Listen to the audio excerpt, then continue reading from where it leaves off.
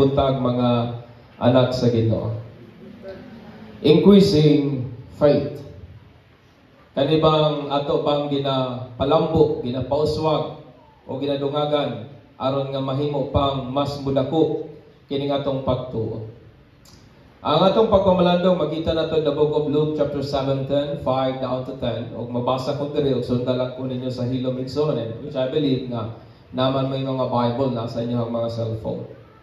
Ang pulong sa Dios nagingon, and the apostle said to the Lord, increase our faith. Monay gingon sa mga apostoles ni Jesus ngadto niya, increase our faith.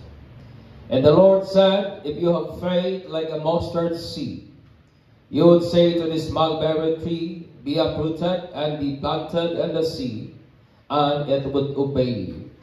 But which of you, having a slave, plowing and tending sheep, will say to him when he has come in from the field, come immediately and sit down to eat?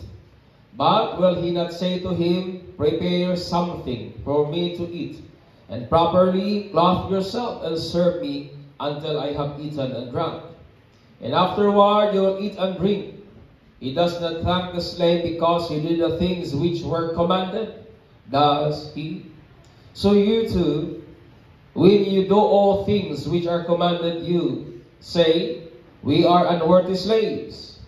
We have done only that which we ought to have done. Aning kalibutan nga itong gipuy-an mga igsoon, ang kausaban mo lamang yun ang permanenteng butang. Amen ba? As what is that, the only constant and permanent things in this world is change. O kabahin anang kausaban kining increase, kaning pagdugang ba, kaning pagtubo mga igsoon.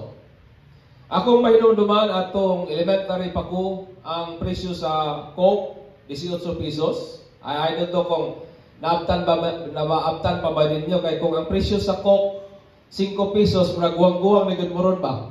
Akong naabtan 18 pa, no? Isa ka litro nga Coke 18.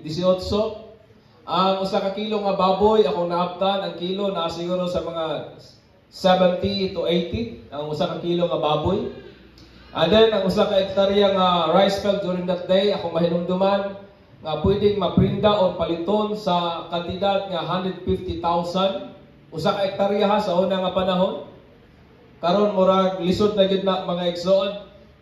Og samtang nagaligid pa ang mga kapanahunan, nagaligid ang mga katuigan, mao man pod ang mga presyo sa mga basic nga mga commodities naga-increase usa.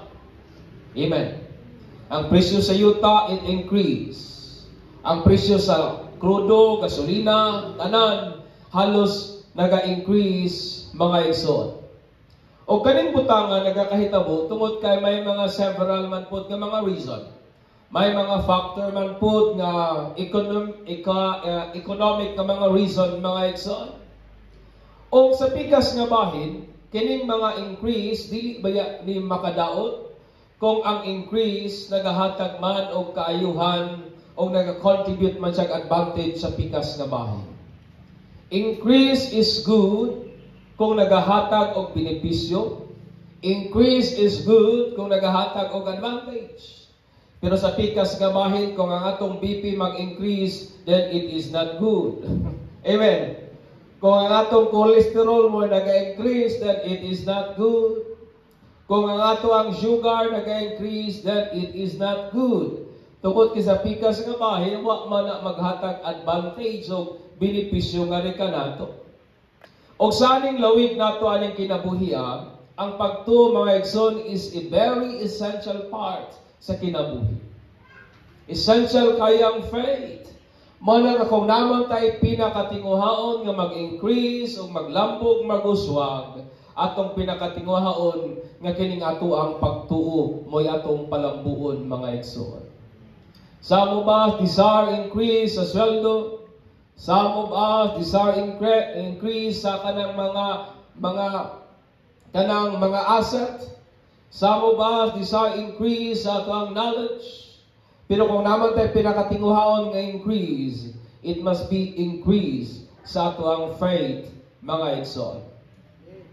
Sa panahon ni Jesus, ang ilang kultura o ang ilang custom nagatudlo an eye for an eye and a tooth for a tooth. Ngipon sa ngipon, mata sa mata. Nga kung usay buhaton sa imuha, mapunay buhata ngadto sa uban. Pero si Jesus nagtudlo siya butang kabaliktaran sa kung usang ginatudlo sa ilang kultura o custom during their days. Si Jesus nagtudlo sa iyang mga apostles kabahin baning pagpasaylo nga contrary sa unsa ang ginatudlo sa ilang kultura, sa ilang custom o sa ilang religion o sa ilang mga religious nga mga leaders.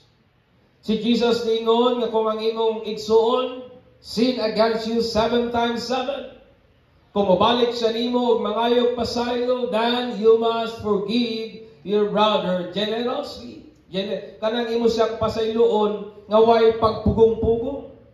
Og ingon ni Jesus, you must do that in a day.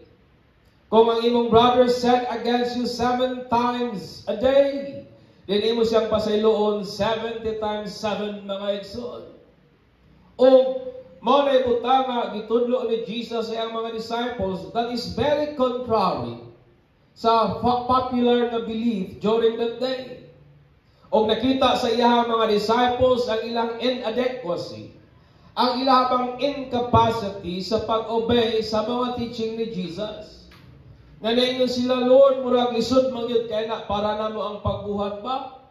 Pagpasaylo lang gali ka usa, murag madala-dala ra na Ginoo, pero kaduha katulo na gali and in the same mistake, murag lisod naman na Ginoo. But ingon ni Jesus, no, you should forgive 70 times 7 kung ang imong brother mag-repent o magbasol gyud sa iyang gihimo batok nganha kanimo. Ingon dahil ang mga disciples ngadto niya because comprehending the depth sa command ni Jesus o nakita nila ang ilang inadequacy sa pag-obey sa teaching ni Christ in humility. Maingon din ang mga disciples, Lord, increase our faith. Amen. Mo ang context ato ang pagatun-an. Ingon din ang mga disciples, Lord, patubua ra gud, uswaga ra gud, dungagi ra gud kining among pagtuo. A profound understanding that only Christ can increase our faith, which is He also na mo po'y naghatag nga rin ka nato mga igsoon. Ang pulong nga increase, gikan ka na sa Greek word na prostathyme, nga iyang kaulugan, it means to add up. Imo bang dungagan ba? Or to put up together for a purpose. Nga kung medyo kuwang dungagan nimo para ma-attain ang unsa man ang kalabutunon.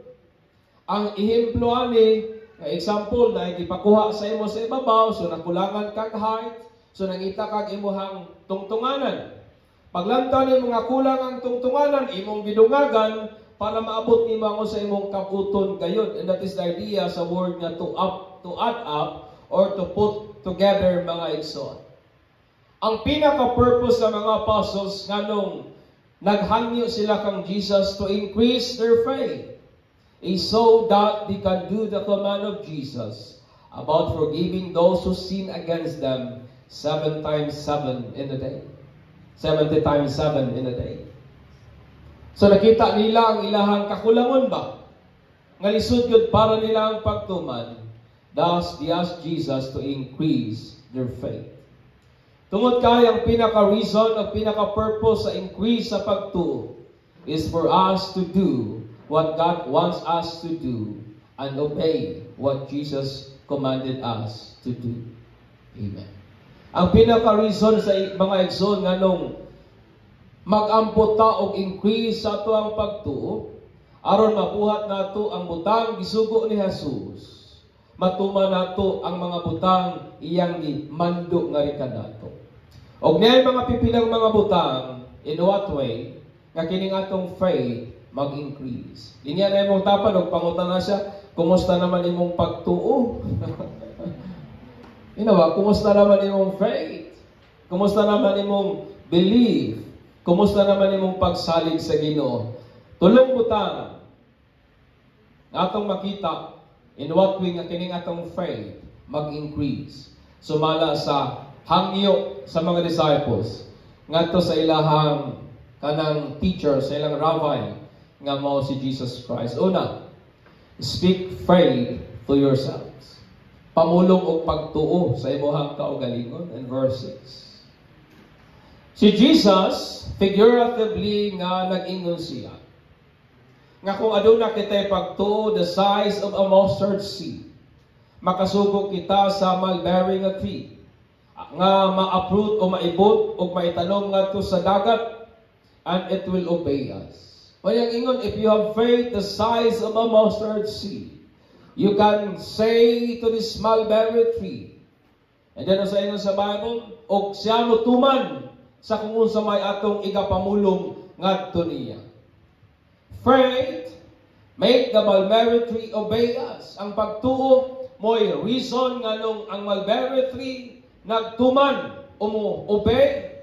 So faith is an authority o kana atong gina-express sa mga pulong, which is our confession or profession of faith. Amen. Kaning atong mga pulong, diri nato ginapaguna, diri nato gina-expressar ang unsa magi atong ginatuhan. Mo na ingon si Pablo, if you believe and confess that Jesus Christ is Lord, believe within your heart nga siya nabanaw gikan sa mga patay, and the Bible said, you will be saved. Amen. Because ang atong mga pulong, it express sa mga butang nga atong ginatuhan. Amen ba? Ang idea mga igsoon mo kani, nga kung may pagtuo kita, even the size of a mustard seed, nga kung atong ikumpara ang size sa uban nga mga seed, murag insignificant kayo kay maguwang naman na sa munggos ang mustard seed mga igsoon.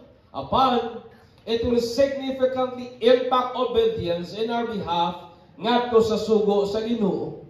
Nga kung nada kuno tay pagtuo sama sa liso sa mustasa, kana nga maong pagtuha, magpulos og manginlabot og mapikto gayon sa ato ang pagtuman nga sa mga kasuguan sa Dios. Speaking faith sa atong kaugalingon, it means atong pamulungan ba ang atong kaugalingon sa mga butang nga atong ginatuhan kabahin sa pulong sa Dios ngadto sa ato ang kaugalingon that will make us obey. Amen.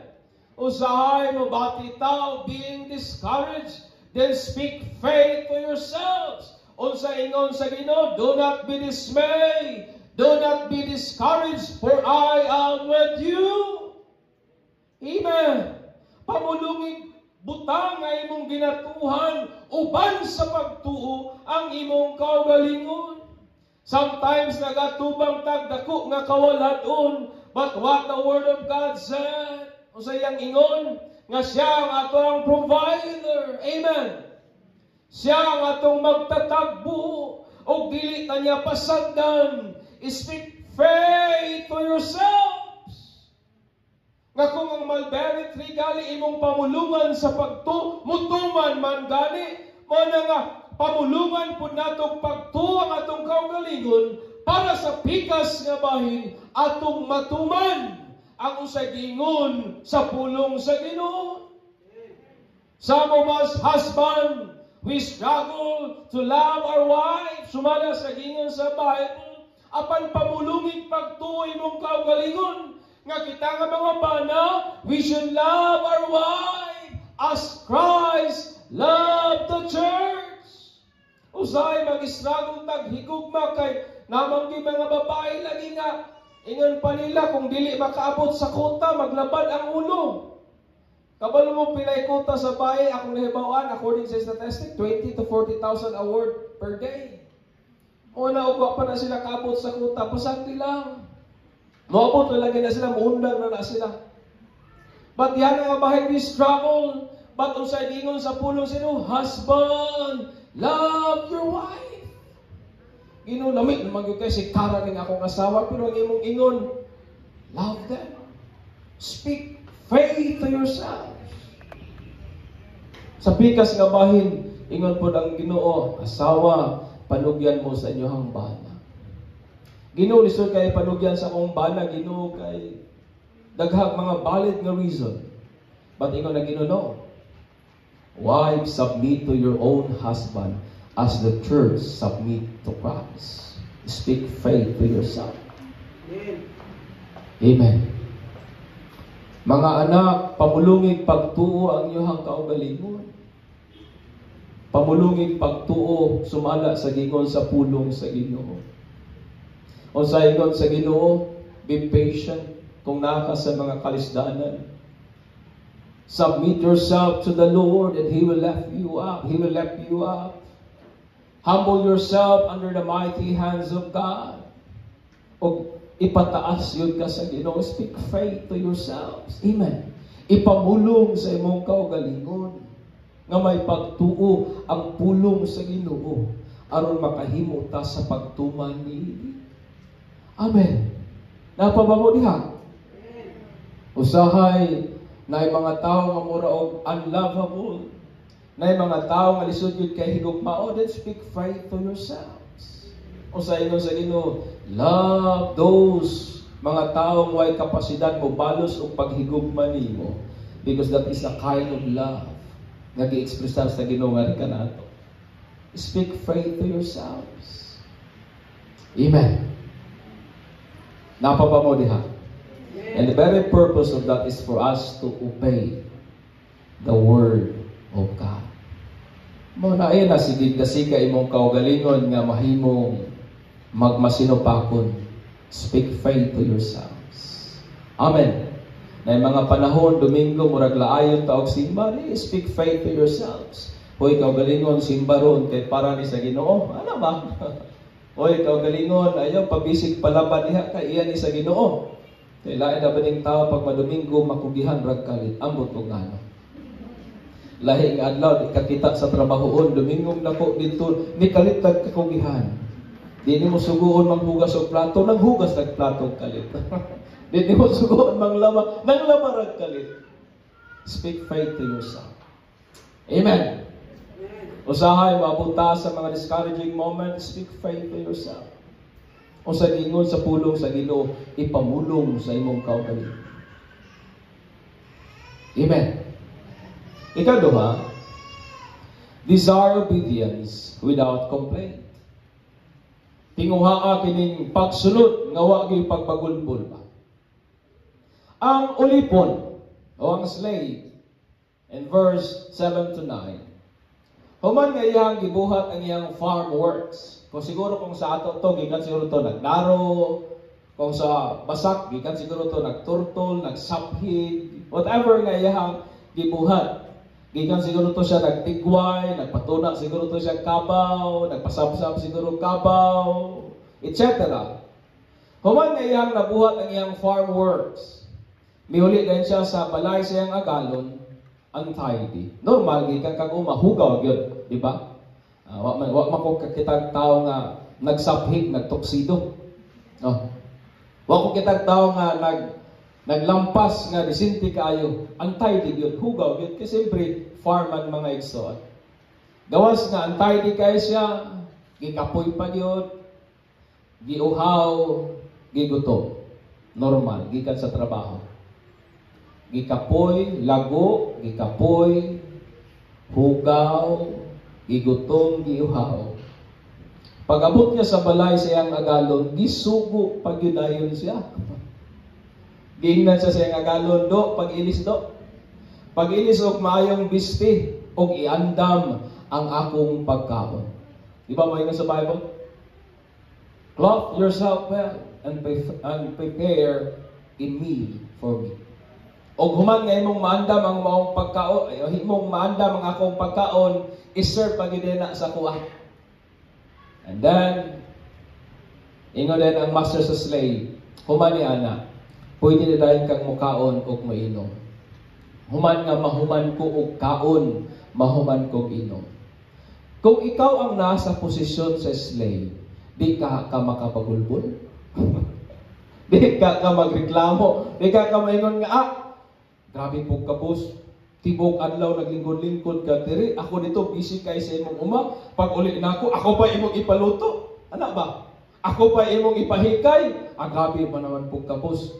Murag, di naman na makatao. Mo decide siguro taba nga mo resign or mo quit or mo hawa sa maong trabaho mga igsoon. Pero ang maong nga slave o ang maong nga servant, wala gyud mag-complain.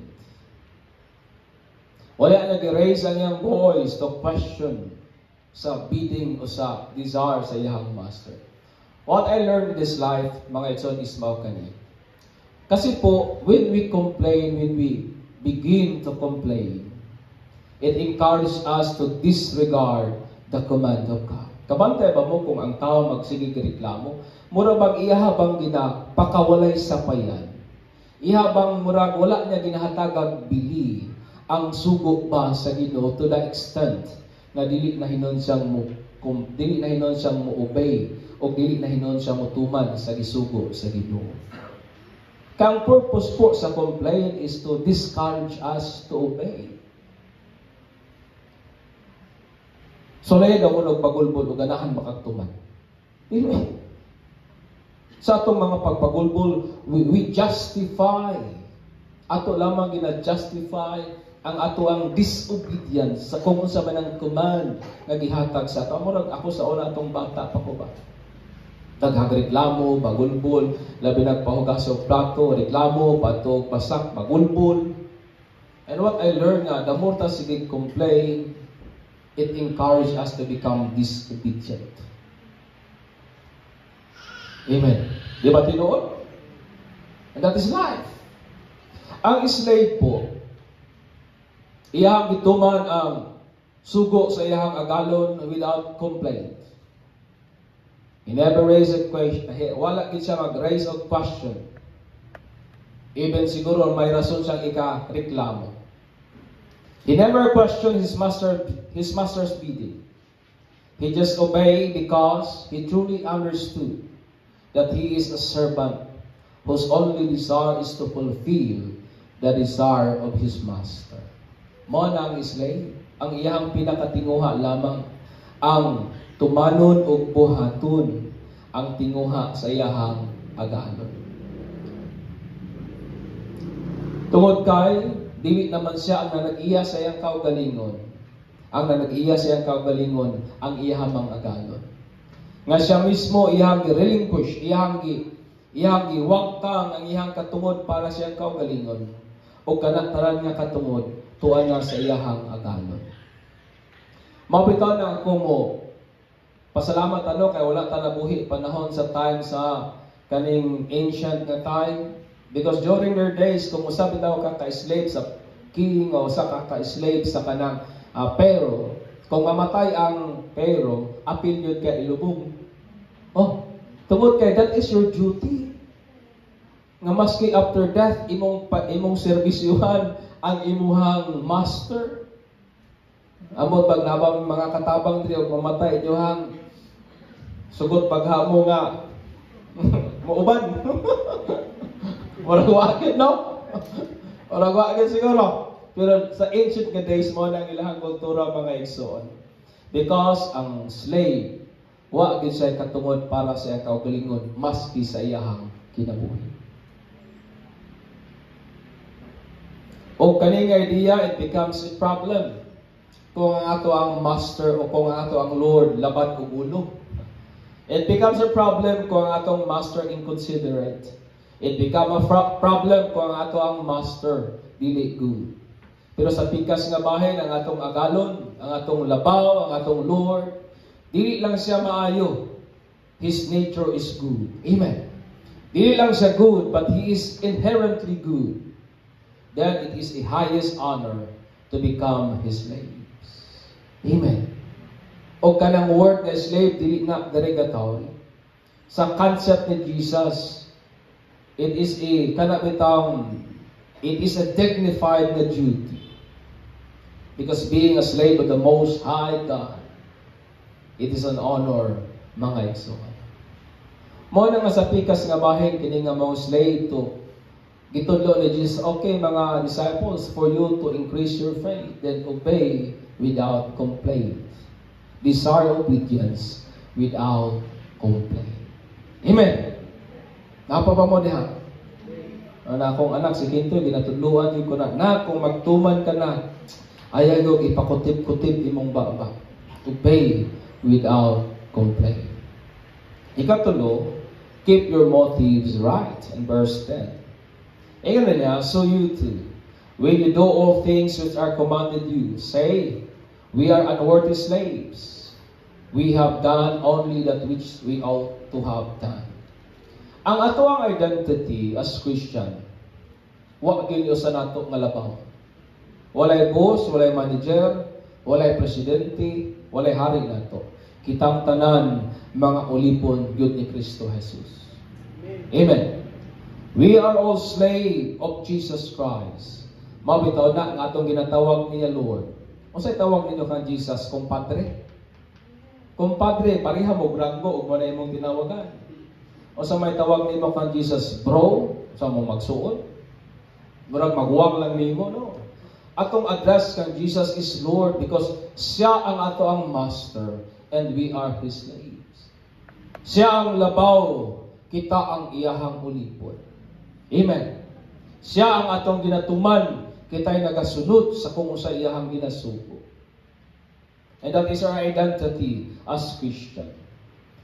O ang trabaho nato is to do pagbuhat lamang sa unsay giingon sa ato ang labaw without even thinking for praise or compliment gikan sa ato ang master. Nga kana bitaw nagapanerbisyo ta nga wala ta nagapas o mga pagpasidungog ba gikan sa ato ang labaw. We just do our tasks. Kay mao man kana ang trabaho sa servant mga igsoon. Mabitaw na ngayon si Jesus, human ba nga mabuhat sa servant ang iyang trabaho? Magpasalamat ba sa ang iyang master? Murag rude kay si Jesus, no? But it is not rudeness, my friend. Tungod kay sa pikas nga bahin ang pagpasalamat, it is an expression of praise. Ang pagpasalamat is an expression of compliment. Ang pagpasalamat is an expression of recognition ba sa effort o trabaho sa kung kinsa man ang imong gipasalamatan mga igsoon. Ang master, dili siya obligated nga pasalamatan niyang servant. Kay trabaho ka na sa servant, amen. Trabaho ka na sa sulugoon. Instead, sa dihang ang servant, nabuhat nila o sa gisugo kanila. Moingon pagali sila sa ilang kaugalingon, we are unworthy slaves. We have done only that which we ought to have done. Moingon pagali sila sa ilang kaugalingon, mga dili kami takos nga sulugoon. Sulugoon na gali, di pagyud takos. Igo lamang namo gibuhat unsa may gisugo kanamo. Igo lamang namo gibuhat unsa may angayan namong pagabuhaton. Yung word po nga unworthy, it means unmeritorious. It means lacking in merit, value, or worth. Nga naghulagway siya sa usang butang nga dili deserving sa pagdaig, dili deserving sa reward, dili deserving sa recognition, dili deserving sa consideration. So what Jesus meant simply as this, nga kung naman tayo mabuhat, kung ato man ginabuhat ang unsay ginasugo ni Jesus mayon ta sa atong kaugalingon, Lord, we are not deserving of reward. We are not deserving of your praises. We are not deserving of your consideration. We are just doing your command. Amen. Aning kalibutan nga atong gipuy-an mga igsoon that promotes self-confidence. Diba? Mo ang kalibutan karon. It promotes self-confidence. It promotes self-worth or value.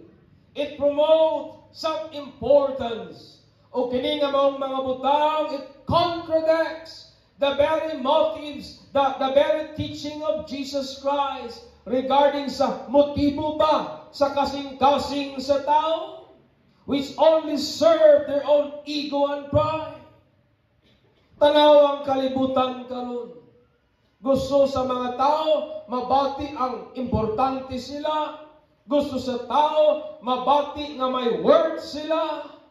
It is not wrong. Tungod kay kang Kristo, may worth man kita. Amen. Tungod kay kang Christ, may value man kita. Pero sa pikas nga bahin, uban nga mga tao, they are driven to pursue aning maong mga ideolohiya sa kalibutan just to feed their ego and pride, which is wrong in the eyes of God. O nag-contradict sa teaching ni Jesus, ngayon niya, no, dapat imong tinanawan sa imong kagalingon as a servant of Christ. By knowing His command, none of us worthy of His reward. None of us worthy of His praises. None of us worthy of such consideration. Dati kanta ba nga, kay kakuan mo itong kanta nga Narda, nagkanta na Kamikasi, na iyang ingon, gibuhat na daw niya ang tanan, bisang isang kislap lang daw kuno, isang kanang kidhat lang, okay na daw kuno. Murag mahuwasan na iyang pagbati pa. Because katong nga tao longing, nga ma-recognize atong tao nga iyang ginapaduding-dudingan. Pero kang Jesus, no. Para nako, maski sulyap ni Jesus, none of us are worthy. Amen. None of us.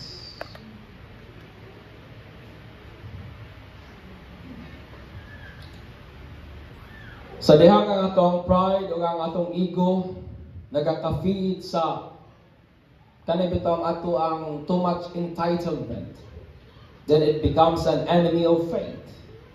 Because being too much entitled, or being self-entitled, hindered us from obeying the command of Jesus. Nga usahay, nahubog na ta sa atong posisyon, nahubog na ta sa ato ang reputasyon, nahubog na ta sa ato ang self-confidence, o sa ato ang self-worth, sa atong self-value, then it becomes hindrance sa pag-obey sa pulong sa Ginoo. Nga usahay, maingon na dahil ta, dili man ko angayan anak, kay degree holder man ko. Ang angayan anak, ikaw kay elementary graduate raman ka. No. Usahay, it hinders us sa pag-obey sa pulong sa Ginoo. Dili man ko angayan anak, kay ako baya ang labaw, ako baya ang manager, ako baya ang boss, etc., etc.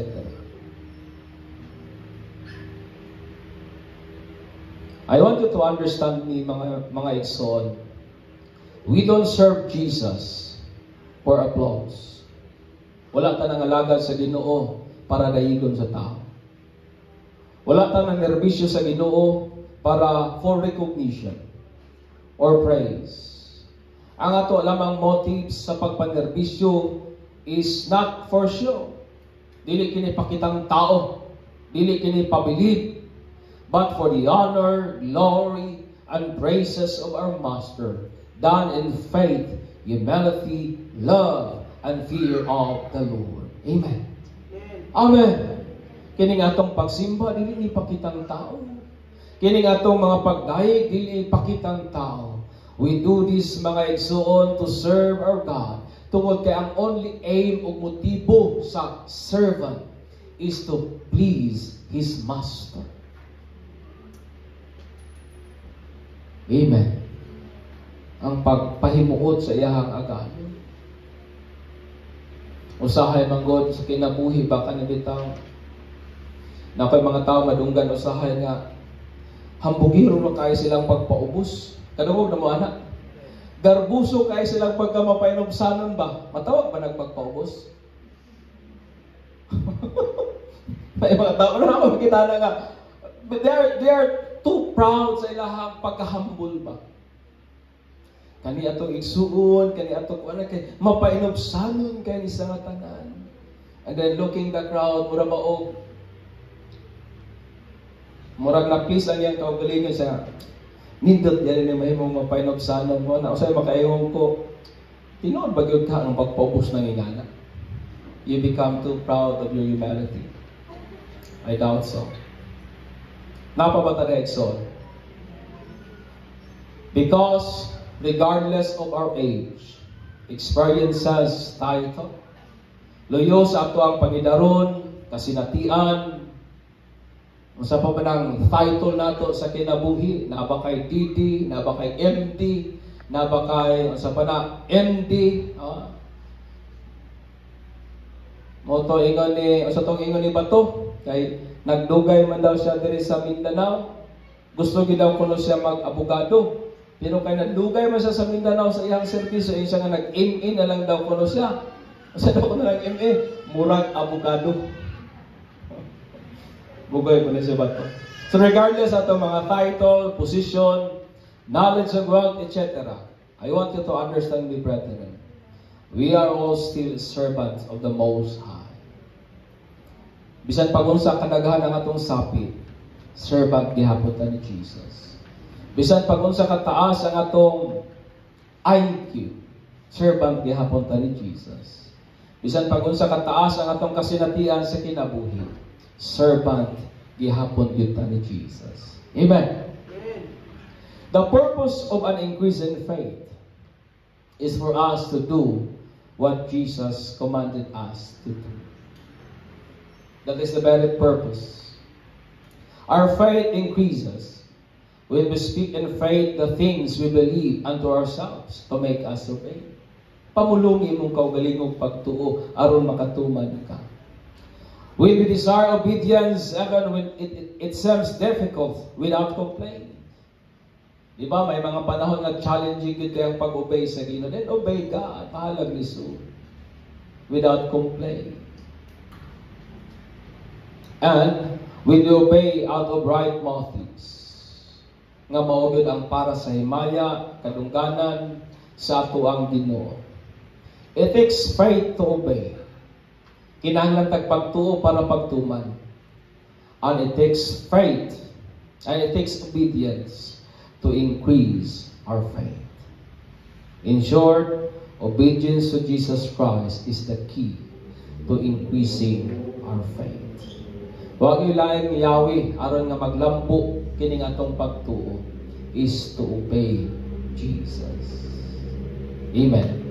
Ingon ang mga disciples, Lord, murag isod man tumanon, Lord, i-increase ang among pagtuo. Then Jesus said, then obey.